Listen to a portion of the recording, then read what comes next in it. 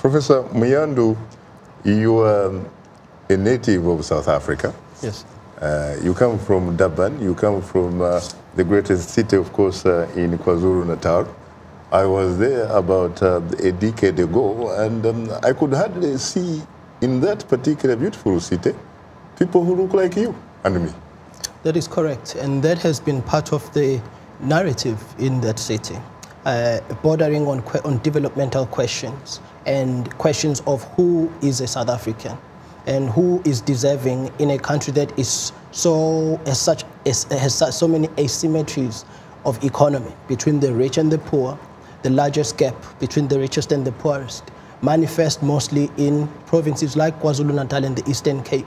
So when you go in Durban and you've seen things like the xenophobic attacks and the narratives surrounding those, often we hear about South Africans are lashing out because they're kind of jealous of foreigners and so on and so forth. But much of this is actually an organic, very violent and must be condemned reaction by the people to exactly the phenomenon you're talking about, which is very unfortunate. How do you, for example, justify the fact that for a man like Cyril Ramaphosa, a man who is very highly educated, as we have heard, a man who is very intelligent and what have you, 20 years ago, he really was a very average guy. Yes, how did he suddenly become that rich? To be one of the top 20 South Africans, to be rich.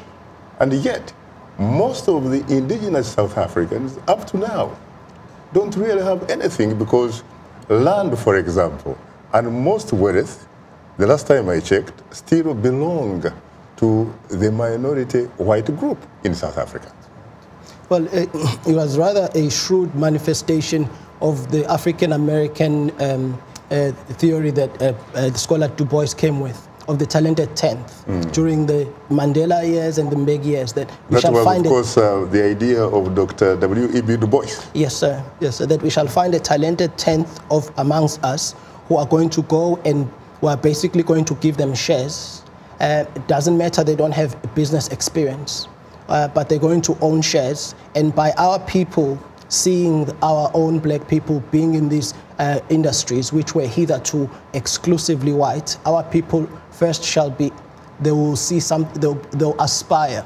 So it's going to quell the fires among the masses. But substantively, it's going to change the makeup of corporate South Africa. Unfortunately, current statistics would argue against that fact. Current statistics have it that no less than 80% of the corporations in the Johannesburg Stock Exchange are still dominated by white males.